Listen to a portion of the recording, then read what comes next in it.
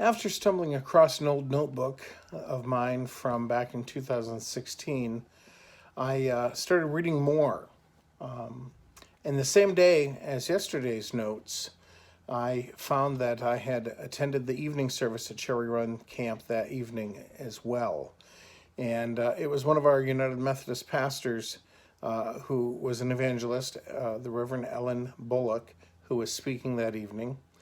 And she picked up the passage in Acts 27 where Paul and Luke and pretty much everybody on their ship is about to be shipwrecked. And God sends an angel to Paul and begins to forewarn him, and through him warns the entire crew. And I want to read verses 21 to 26 out of Acts chapter 27. No one had eaten for a long while. Finally, Paul called the crew together and said, "Men, you should have listened to me in the first place and not left Crete. You would have avoided all this damage and loss. But take courage. None of you will lose your lives, even though the ship will go down. For last night an angel of the God to whom I belong and whom I serve stood beside me. And he said, 'Don't be afraid, Paul, for you will surely stand trial before Caesar. What's more, God in his goodness has granted safety to everyone sailing with you. For I believe God, it will be just as he said. But we will be shipwrecked on an island.'"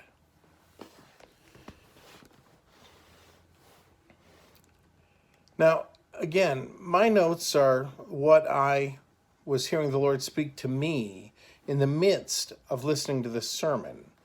And so I'm not giving you so much her sermon notes as I'm giving you my reflections, my observations, my thoughts, every once in a while even a question that I felt the Lord speaking to me then in August of 2016 and now.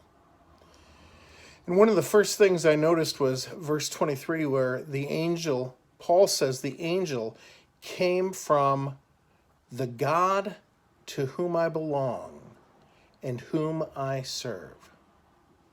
And it hit me, so what's the one requirement for angelic help? Because the angels are the helpers.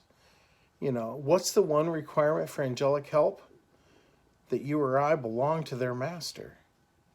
That we belong to him. That is the requirement. Well, at one point, Ellen must have drawn a contemporary example of some sort, because in my notes I wrote, if Jesus were in America now, one of his parables he might use to teach might be This Old House. And there's a great song, This Old House, and I don't know the words and I can't sing it to you right now, but there were 6 things I wrote down in my notes. Several observations how owning an old house compares to the spiritual reality that Jesus taught about us in our lives in this old house. Number 1, the owner has a responsibility for the property. Do you live in a rental? You call the landlord for fixing things. Do you live in a parsonage like I do? You call the trustees because it's their house. If you own your own home, you get to take care of all the little projects and issues all on your own. And the idea is, if we belong to Christ, then it's never just up to us. We call out to him to help in fixing whatever needs attention. Number 2, the owner has a right to make changes. You can tell as you're going by when a house is either up for sale or about to be sold, or even has just been sold. There are some modifications going on. There's reconstruction projects, and outside you see a lot of garbage. There's dumpsters, there's piles. There are things that used to be part of the house that have been thrown away. And it hit me, if we belong to Christ, then there will be changes in this old house as he remakes us and brings us into line with what he wants. And there will be things that are discarded in order to, make us into the person or house, if you're following this parable, to be made into the person or house that he wants us to be. Well, number 3, you give up the right to stay the same when you get a new owner. If we truly do belong to Christ now, then our right to keep everything the way it was before we came to Christ, it's gone. Jesus, our new owner, the Lord of our life, we said yesterday, he can rearrange and reconstruct anything in our lives that he wants to. And number 4, with Jesus as owner, there is no timeshare. In practical terms of here and now, you can't live like a Christian on Sunday and do whatever you want on Monday through Saturday.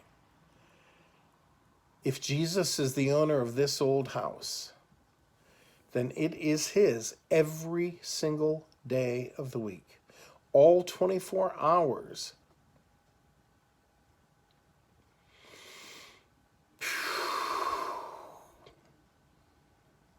That one's a hard one for a lot of us, isn't it? Number 5, when we sell out to Jesus, when he becomes the owner of our house, our home, our lives, and our heart, we surrender the right to keep a room in our hearts as off limits. Only I can enter here. When we sell out to Jesus, everything becomes his. We don't get to keep back any secret rooms or hidden closets. They're all his. And the final note I had in this parable image, number 6, if our lives and our hearts are viewed in this parable as this old house, then it's important to remember every single one of us is a fixer-upper. None of us is perfect. We all have sinned, it says in Romans. We all need a new owner. We all need the care and attention of Jesus in our lives, and it's not up to us. I'm not a person who's really good at fixer-upper kinds of things. We used to joke in my first church, my trustee chair, his name was Kenny, and he saw me with a hammer one day, and he mockingly freaked out to see me with a tool because it just was scary to think about. In this image of this old house, I don't have to be the one that figures out how to fix things.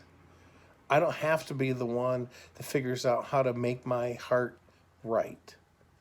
I don't have to be the one that makes me holy or clean. Jesus walks me through that. Now I got to listen to him, and I have to obey when he tells me something, but it's not all up to me, and I love that.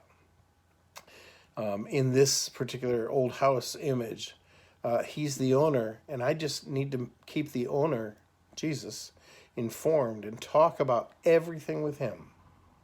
And he's the one that brings about the changes that he wants. God bless. Love you guys and Misha.